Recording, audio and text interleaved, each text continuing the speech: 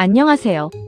오늘은 2026년 5월 4일 국내 증시에서 강하게 상승한 종목들을 중심으로 어떤 테마가 시장을 움직였는지 분석해 보겠습니다.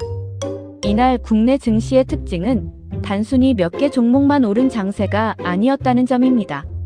화면에 나타난 상승률 상위 종목들을 보면 전력기기, 전선, 변압기, AI 데이터 센터 인프라, 반도체, 광통신, 바이오, 증권주까지 여러 업종이 동시에 강하게 움직였습니다. 특히 눈에 띄는 종목은 KBI 메탈, 대원전선우, 재룡전기, 선도전기, 서전기전, LS 마린솔루션, 산일전기, 대한광통신, SK하이닉스, 삼성증권 등입니다. 이 흐름을 한마디로 정리하면 AI 인프라 확산 장세라고 볼 수 있습니다. 과거에는 AI 테마라고 하면 주로 반도체, 특히 HBM과 GPU 관련주에만 시장의 관심이 집중됐습니다. 그런데 이제는 시장의 시각이 넓어지고 있습니다. AI를 돌리기 위해서는 반도체만 필요한 것이 아닙니다. 대규모 데이터 센터가 필요하고 데이터 센터에는 엄청난 전력이 필요합니다. 또 그 전기를 안정적으로 공급하려면 변압기, 전선, 케이블, 전력망 설비가 필요합니다.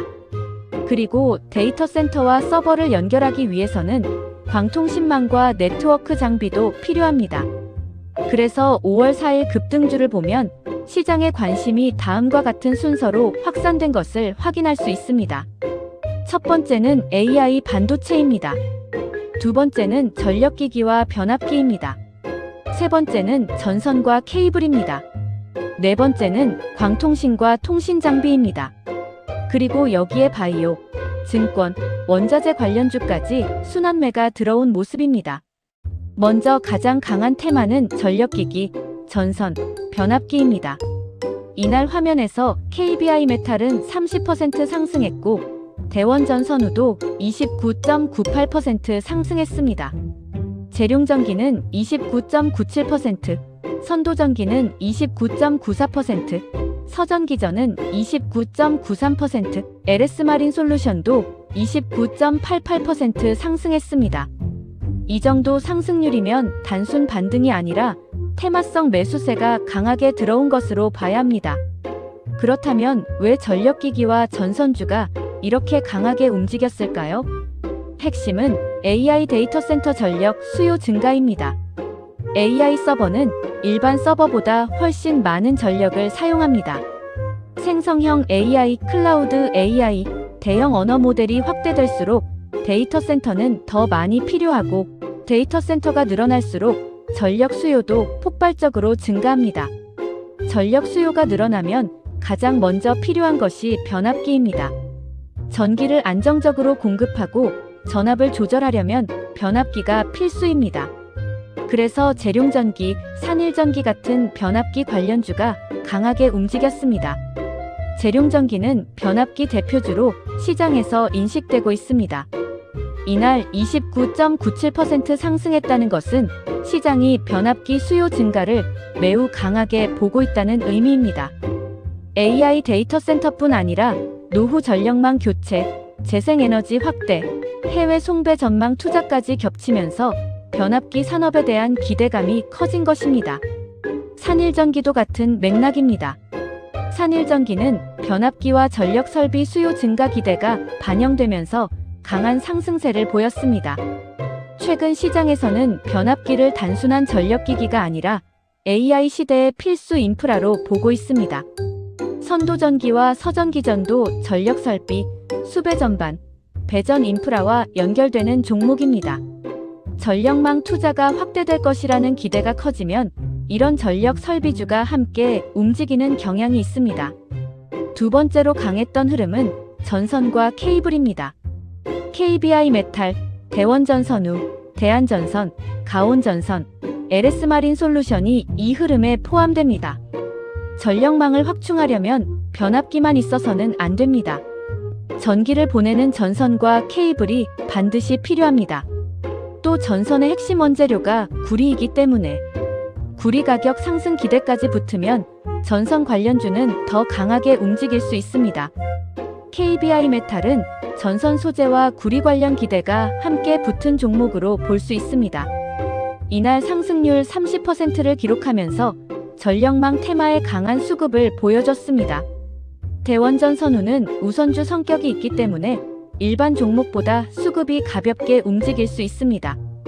전선주 테마가 강하게 형성되면 우선주는 더 큰 변동성을 보이기도 합니다.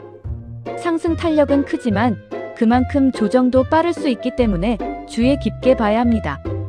LS 마린 솔루션은 해저 케이블과 전력 인프라 기대가 붙은 종목입니다. 해저 케이블은 해상 풍력, 전력망 연결, 글로벌 데이터 센터 인프라와도 연결됩니다. 따라서 단순 전선주라기보다는 전력망 확충과 해저 인프라 수혜주로 볼 수 있습니다. 세 번째 핵심 테마는 반도체와 HBM, 반도체 장비입니다. 거래대금 상위 화면에서는 SK 하이닉스가 강하게 나타났습니다.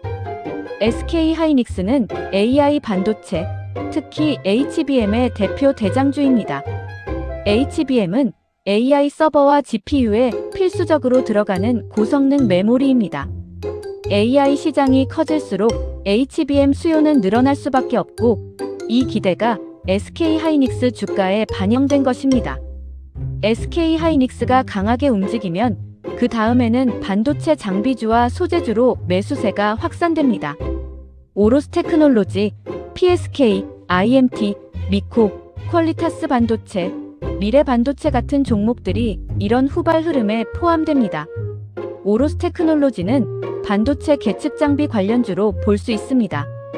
반도체 미세 공정이 고도화될수록 계측과 검사 장비의 중요성은 커집니다. 그래서 AI 반도체 투자 확대 기대가 장비주로 확산되면 오로스 테크놀로지 같은 종목이 강하게 움직일 수 있습니다. 미래 반도체는 반도체 유통 관련 성격을 가진 종목입니다. 반도체 업황이 회복되고 AI 반도체 수요가 늘어난다는 기대가 생기면 유통 관련주도 함께 움직일 수 있습니다. 네 번째는 광통신과 통신 장비입니다. AI 데이터 센터가 늘어나면 전력만 필요한 것이 아닙니다.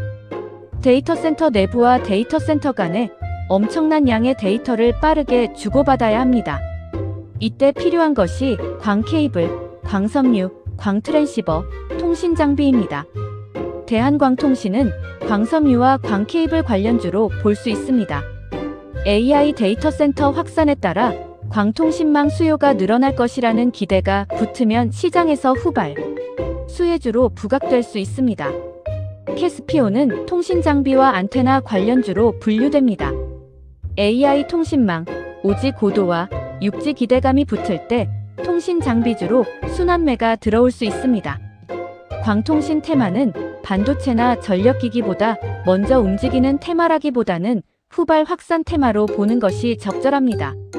즉, 시장이 처음에는 SK 하이닉스 같은 AI 반도체를 보고 그 다음에는 재룡전기와 LS 같은 전력 인프라를 보고 이후에는 대한광통신과 캐스피온 같은 통신망 관련주로 관심을 넓히는 구조입니다.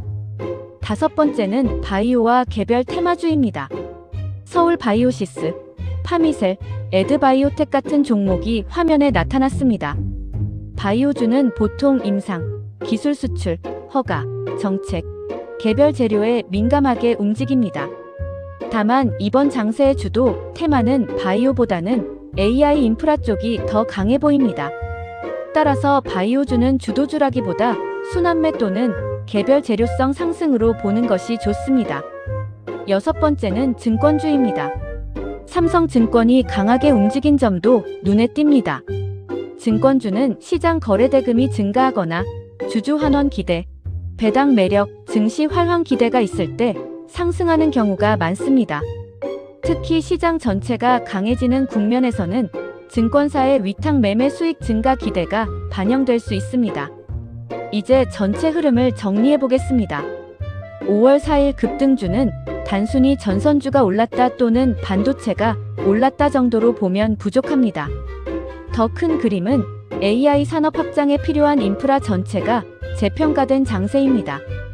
AI 반도체는 두뇌입니다. 전력기기와 변압기는 심장입니다. 전선과 케이블은 혈관입니다. 광통신망은 신경망입니다.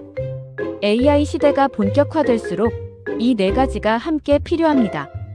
그래서 시장은 SK하이닉스에서 시작해 재룡전기와 산일전기, LS와 대한전선, 대한광통신과 캐스피온으로 관심을 넓혀가고 있는 것입니다.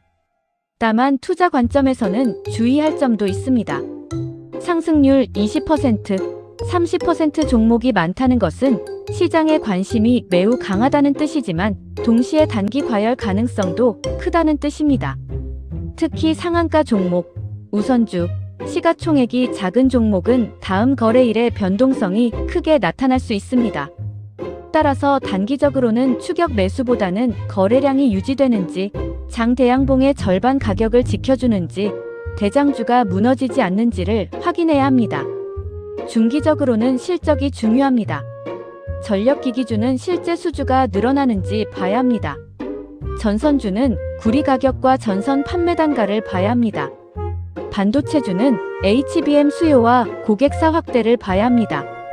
광통신주는 실제 매출 회복과 수주 여부를 확인해야 합니다. 최종적으로 5월 4일 장세의 핵심을 한 문장으로 정리하면 이렇습니다.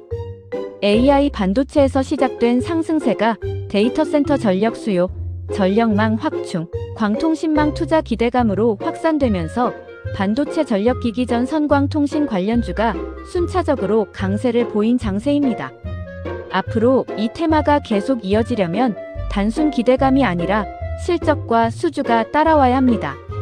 그래서 앞으로는 같은 AI 인프라 테마 안에서도 진짜 실적이 있는 종목과 단순 테마성 종목이 나뉘는 차별화 장세가 나타날 가능성이 높습니다.